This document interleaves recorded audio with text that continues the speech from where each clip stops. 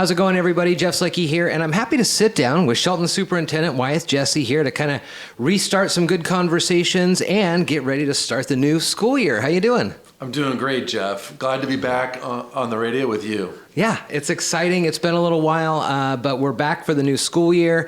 It is starting on the 6th here next Wednesday, and I was over at the high school earlier today. It's a bustle of work, and kids are there getting their schedules, and some of the crews are putting the last finishing touches on the start of the year. Let's talk about where we ended last year and what you're looking at for this upcoming school year. Yeah, that's a great question. Yeah, the 2022-23 school year was a really great success for us. It's the first year that we are rolling out our new strategic plan. You know, we have our 4 areas: high quality literacy, college and career readiness, effective teachers and leaders, and safe and welcoming environments. And so, you know, when you're starting off a new strat plan, you know, trying to get all the staff going in the same direction, how did that take?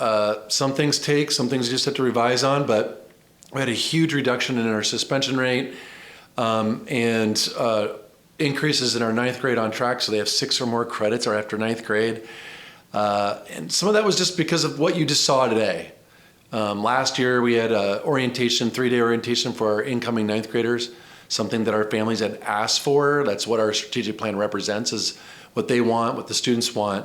And it's just, today was great. You know, you got student leaders getting the kids ready for the 23-24 school year, building off of last year, getting them ready so they can get those 6 credits, because we know if we get them 6 credits after their end of their 9th grade year, they are way more likely to graduate on time and to have choices when they do graduate. So let's talk about getting those credits and the reduction in the suspensions that you've been mentioning. I did hear some of those numbers. I've been watching the school board meetings, and it's pretty impressive, near 60% reduction or something like that? 57% reduction in our suspension rate from the previous year.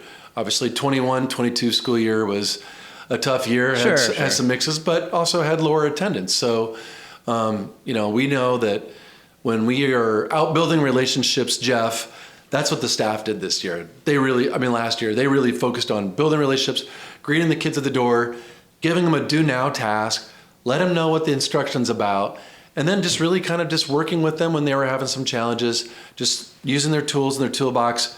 Hey, I need to get you oriented towards this lesson, getting other kids involved so they can feel like a part of the group. Those are just the moves that really help just decrease our suspension rate. And so what does that do for the overall school culture if you're not kicking kids out left and right, or they're gone for a week or two? It's hard to get back into the mix of things once you're gone. And I've seen over the years when I was in high school, even they had in-school suspension, and then you were gone for a while, or you could be expelled. And none of it ever seemed to really benefit the child and the child's learning.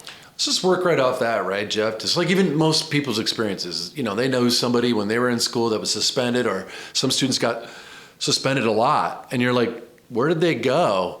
Why did you come back? What even happened? Right. A little different nowadays with social media, but a lot of fictitious things are still spread out there. But you still don't quite know, and it just signals like, wait, if I'm a kind of a friend with this kid and I don't know what's going on, how are they connected to me in the school in reverse, right? Yeah. And so we know when we suspend them, they go away, the connections start to fizzle. They start to fall apart. And usually those students have other things going on in their lives that are not going so well. So us adding to the problem is not going to be the solution. And it's tricky because we know that every students have rights to feel safe, feel welcome, get their learning.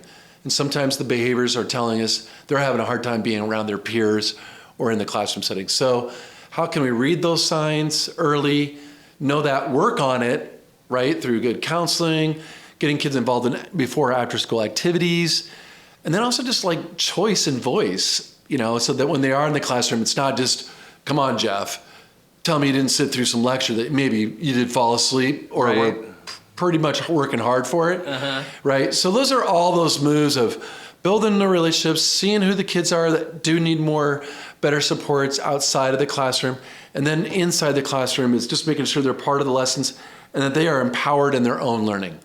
That's what our job is. Am I saying that kids aren't going to be suspended? no, of course, we're still going to have some kids suspended, but we have over, I believe, 600 days of kids attending school that they would have lost the previous school year because of the dramatic decrease in our suspension rate.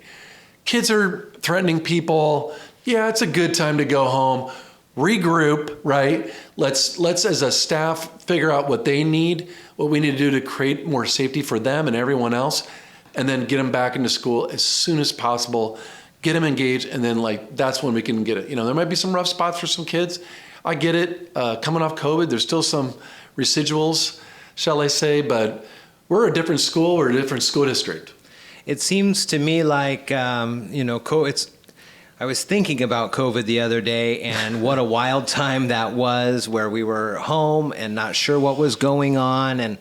And so that's been about a year and a half now. It seems in general society, a lot of it has kind of come back to what we considered normal before that. So do you see that in the classrooms, in the schools? The teachers are less focused on, honestly, living, surviving, and now they're able to focus on their work and the product of getting something out to the kids that's a success.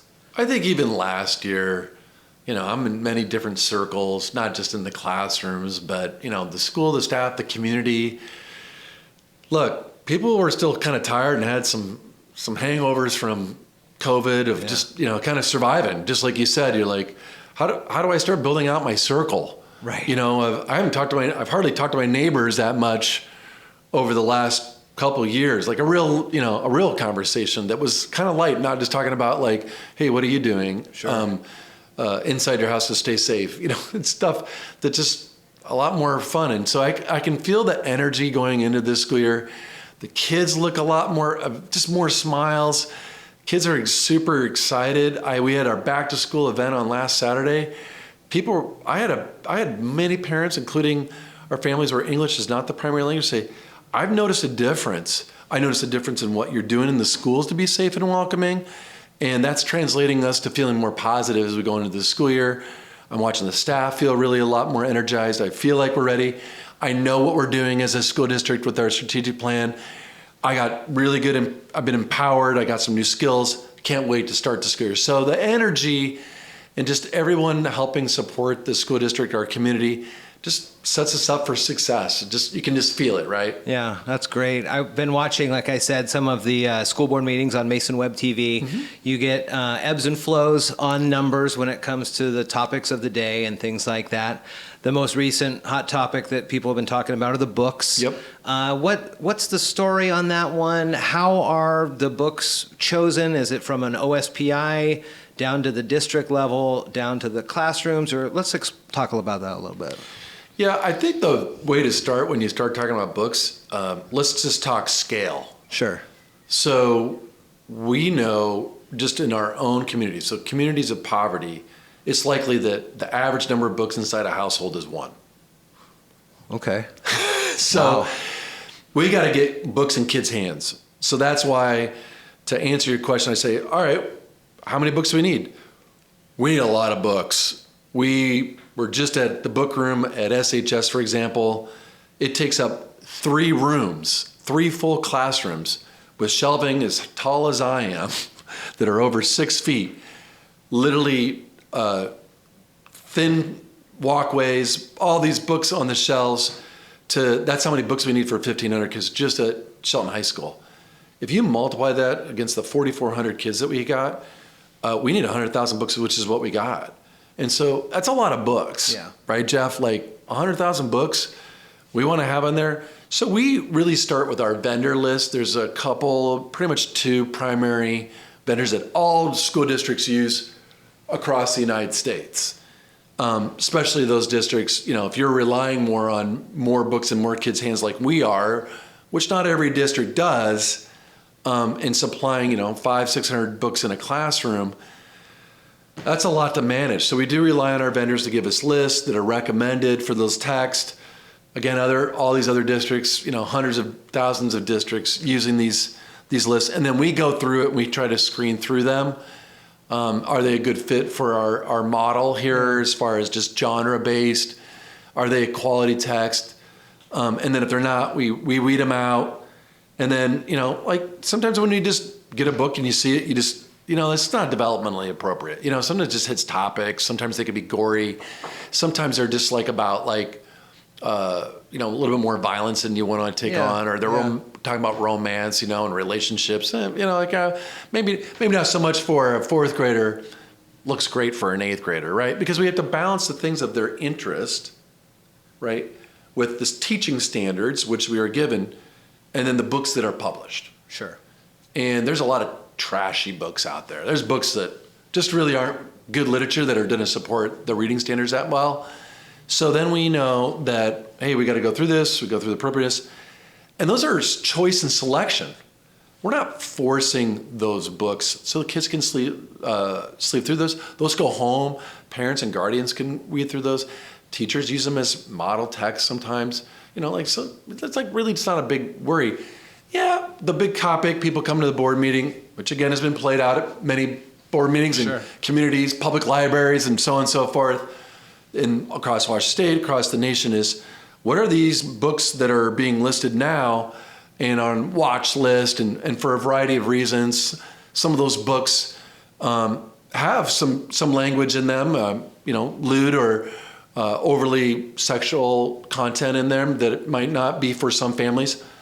Most families would probably be like, that's no different than things that are the topics that are going on in movies, TV shows, magazines, things that are going on. But for some families, that doesn't meet their value system. And so, again, as a district, we need to respect that. And so we do have 150 books part of Lit Circles, and they are required readings. That's the big difference. Books that are here in choice and go through, kids can come through those. People have access to those. That's just like the public library. But for these required readings, we go through another layer of having community members screen through those. Educators recommend them. It starts with educators recommending the books for Lit Circles. Then we have a community group review those. We just shored up our policies and procedures to really reflect that we're going through and going through to see if there's any kind of sexual or romantic or lewd content in there that's just not developmentally appropriate. Right. So we just expanded that language. And so that we go through that, and that's a new screen for required books and readings. And so we'll be coming up on that. And so there are going to end up being recommended a couple books to take off that were initially recommended, so we can take some of those things off of there. And again, like I said, it's ongoing because new books come in. And so as we come and see them, we take them off. And the thing is that parents can always request and work with their teacher. Hey, this is not how my family says, I don't want these kind of books, or please screen through those. And then they work together as, with the families to resolve or find a different, a substitute that can help meet the standard, learning standard, but just doesn't fit their family values, and I get that. Is that the same sort of kind of how it works when it comes to the health classes or information taught that may be sexual in nature, where you're explaining bodily, issues as you puberty and things like that? Is that the same line where the teachers and the parents can they know it's coming, and they can, if they need to, have a kid be pulled out for that section? Or Yep, there's a lot of issues within that, but the clearest answer I could say is any adopted curricular materials that we have, families, it's right on the website, there's a form, they can fill it out and say, hey, here's my request based on my religious belief, right? Or my family values. I'm sure many people have, it's not just books, I don't want my kid to have soda. Our family doesn't celebrate Halloween or Christmas. There's things that go on out there that are differences in our communities that we just have to work as a district to say we need to be responsive to it. Again, our policy procedures, I believe, reflect that, and then move for that. But just because of what one family's values and beliefs aren't always necessarily that of others as well, right? Just because you say, I want to restrict any kind of violent content or things, doesn't also mean that other people don't mind that, and that might fit them because they're like, well, that's really good written material, or that topic is something that I want my kid to have access to. So, as a district, trying to meet all those needs and the differences across our greater community with all the diversity that we have, which is wonderful. Also, we have to be responsive the best we can to it. I just passed a budget, 78.3 million, so 300,000 more than last year's school budget or so. And you mentioned 4,400 kids. How is that going to be reflected out there? What are those big changes that are coming? Is that inflation, or what's the number on that? Yeah, that's a really great topic. You know, a lot of districts are kind of shoring up a little bit on their budgets, right? Like COVID was nice in some ways because some expenses did go down because you're not all of a sudden running your full operation right. Monday through Friday. Now that we're back, obviously, these last 2 school years, things are different. And the thing is, some of the things that we need to do or needed to do, like we've had to add another family support worker because we got some kids with some real needs, right? If I'm going to decrease suspensions and keep kids safe, I got to have some real mental health support. That's a cost that we have to take on as the Shelton School District. To me, that's not an option. Right. If we say we're going to have safe and welcoming environments, we say that we're going to help kids be successful at school, and they come with some real mental health needs, there's not enough resources in our community to shore that up. And so school districts, as most people I'm sure listening in, they're responsible for a lot of things. Yeah. I'm responsible for feeding a lot of the community. That's why we had to keep our doors open when I first got here. I said, we got to keep our doors open every day. We can't afford to close the school. Right. And this is where they get a lot of their social interactions. This is where they're getting their activity, right? This is where they're obviously getting an education. This is where they're feeling some warmth. Some families don't have necessarily heat in their homes to the degree they need to, or their clothing and food. So that's been somewhat of our cost. Really helpful that our taxpayers thank them very much for passing the levy. And, I would leave them with 2 things just to know about this budget, Jeff, that I think are just critical. One, we've increased our reliance on state and federal programmatic service. Title I, LAP, things that are for kids of poverty. We've grown in that area. It's a bigger proportion of our budget, but it also comes with more strings attached. So the normal things, the day-to-day stuff to run this district, you usually you can't use those restricted dollars because they're really focused specifically on meeting the academic, social, emotional learning needs of those students, right? But turning on the lights, making sure that we fix some of our maintenance stuff, that does come from basic ed, and our teachers do too. And the challenges are with the more restriction on those dollars, those basic ed dollars have to be very well thought through. And then you throw on that last piece that you put out there, Jeff, which is inflation. Right. We're just like everybody else. Costs are up. Costs are way up. It doesn't matter which way you look at it. To fix some of the things, and your eyes just go, how much is that to fix that? Like, right. What? That's crazy. Oh, we need some new chairs in there. Like our library needs to be redone. I got to take it in stages. I can't even redo the library that's way outdated, not a comfortable place for kids, and I think most parents would agree, like, I want kids to feel comfortable in your library than hang out across the street at the Huff and Puff. Yeah. Right? Yeah. Like, me too. But I got to have a comfortable place that I just don't have, those seats are expensive now. The inflation just gets us. Insurance, they just gave us a bill for $250,000 more. I mean, like, that all adds up. Sure. So people go 80 million, 80 million, and 85% of our costs are already dedicated to our personnel. That leaves a little wiggle on top of the restrictions we have on us, including inflation. So, yeah, anyway, I know it's a long answer, but I know the taxpayers out there want to know where their money's going and how's the district doing? We're doing good. We're able to pay for things to support a strategic plan. What I would tell you is that we got to watch every dollar, just because a new bill that all of a sudden increases our premium or has to get fixed, just like everybody's households, like, whoa, that's a big impact. Yeah. Where are you seeing the biggest growth in the school grades? Are more kids coming in primary, or are you finding that kids are coming back from the COVID break into the middle school or high school section? Yeah, we're elementary. We're still in elementary. They push on that. In particular, Bordeaux and Mountain View we get a lot of requests there. We get out of district requests. People want to send their kids at the young ages and have them go through the system. We're having right now just a kind of flatten out little dip right now at our middle grades. So that's for folks, that's grades 5 through 8. And then our high schools, yeah, just kind of the same, maybe just a slight uptick, depending, we'll see. Yeah. I don't know what to tell you today. I don't have any butts and seats, Jeff, but that's what's really important to us as superintendents to go, how many kids showed up the first day? Yeah. And I really love to know the fourth day, because by the fourth day, kids are settled in, kids who realize, oh, school actually did start. Right.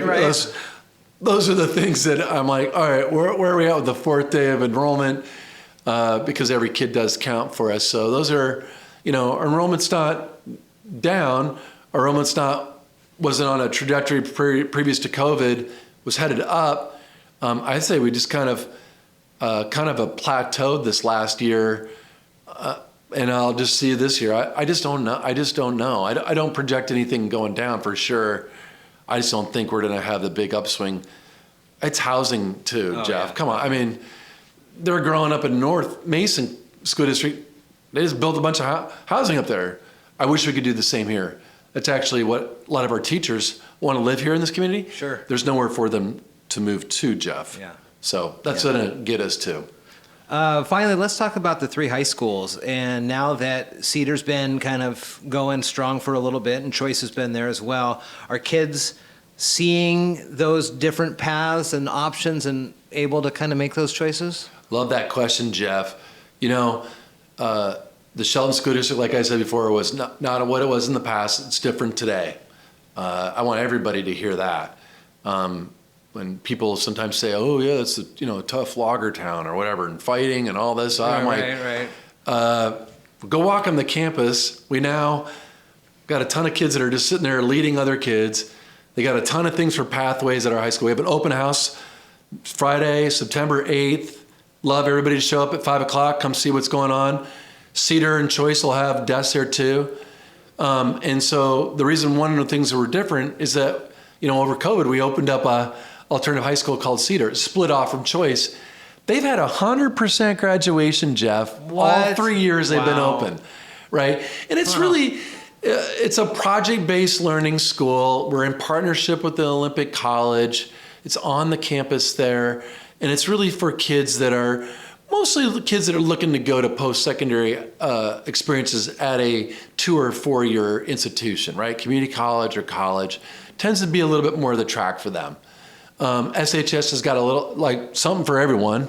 We obviously have our academies, so if you want to get an apprenticeship, really cool that we'll have 2 trimesters of courses called the Freshman Academy there. Kids are learning, that first trimester is just, how do I navigate school and life as a teenager? Yeah. So critical. I just tell you, as a dad of a teenager in high school and one that just left, how to navigate high school it can be scary. It can be complex. So we have that not only at SHS, but we have those options at Choice and Cedar. And we have also now 11 AP courses, so advanced placements, so college-ready courses. At SHS, when I got here, it was 3. The Pathways was done.